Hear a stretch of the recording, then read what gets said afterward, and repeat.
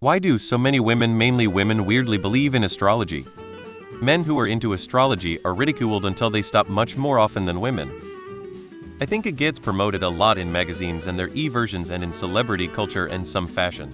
So I think it may be some early exposure, and then just like other beliefs, the pattern-seeking mind kicks in and you start seeing ways that it could be true, and you ignore the misses. In Pisces, and none of us believe in astrology. Women believe in Cancers and Scorpios, and men believe in alphas and betas. A lot of girls don't actually believe in astrology per se, but we find it fun as a concept. Like, I don't believe that the month someone was born in defines their personality, but I still like reading horoscopes cause it's fun. Why do so many people believe in God? Astrology has a history of female empowerment and men tended to stay away from it, so it's remained a safe space for women. It probably has something to do with humans' innate need for religion and spirituality, and it's one of the only religions that doesn't oppress women as a cornerstone of the belief system. Lots of answers here, and I don't think any of them hit the mark. It's because astrology is a form of spirituality that isn't rooted in patriarchy. Pick a religion and there's probably a dude at the top. But with astrology and the astrology adjacent like Wicca, there's no such link, and so women feel more empowered there. I don't think a majority of women genuinely believe in it, a majority, however, because it's been consistently a safe space for women, and because bringing it up tends to weed out the people who are intolerant or critical.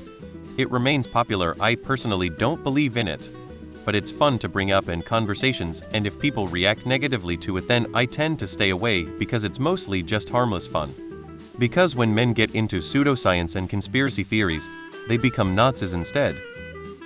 Honestly, it's because it's marketed towards women more.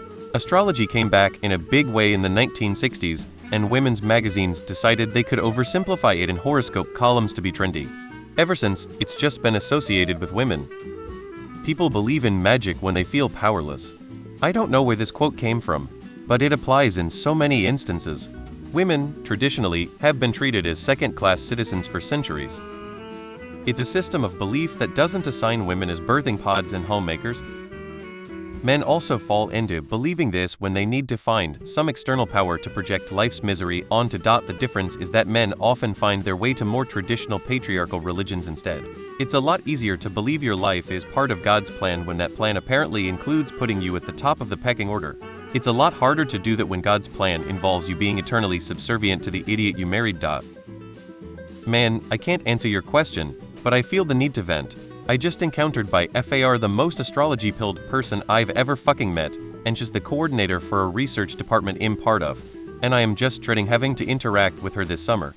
We ran into each other at a bar. I introduced her to my partner and a friend, and then she started aggressively asking us our astrology shit, getting very into the personal space of my friend who was clearly being made uncomfortable about it, like literally pulling away and taking steps back, and somehow she just was not noticing.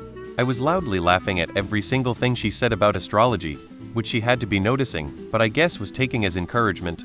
After straight up 15 or 20 minutes of her talking at us regarding astrology, she just flat out starts asking about our sex life as it relates to astrology, and I was just like, hold up, this isn't appropriate, and I can't remember how she tried to dismiss it, but I was all, we're colleagues. I don't talk to colleagues about my sex life, period. And she just did not get it. I think it's this way in the West due to Abraham's religions. Women are put down on by these religions, so they found solace in something else. So astrology, witchcraft, became the counter. In other parts of the world, say India, this isn't the case. Astrology is deeply intertwined with religion here, so men and women believe in it. Men already have sports superstitions. I admit, as a guy, I got interested in astrology as a kid. I imagined astrological signs as countries that fought one another had their own histories, societies, culture, and wars. For example, the state of Pisces went through multiple states and kingdoms until its last king, Razak Roman II, was killed along with the entire family until a democracy was established. It was overthrown in 1884 by a military coup by General Pinicus Adarist Peel. It's whimsical and magical, and who doesn't like a bit of that, right? Hey, sometimes I also like to know when the moon is in the microwave. Women find it a good place to find hope, and it brings a relatable narrative. I am a woman and don't really believe in it, but I think it's somewhat fun. Just cause I like constellations and space and shit. I like to find out some of the signs that people are, like him a Libra and my boyfriend's a Cancer, but I don't use that for anything. I have heard some take it way too seriously and judge and generalize people to terrible degrees. And I've heard people treat them like Harry Potter houses. We as people have always loved those kind of faction-based identifiers in fiction. If you do the latter, have at it. If you do the former, no bueno in my book. The same reason tech nerds think the Myers-Briggs personality test is real and not a load of made-up nonsense. To some people it feels nice to blame your weaknesses and in some cases, your strengths on something entirely out of your control.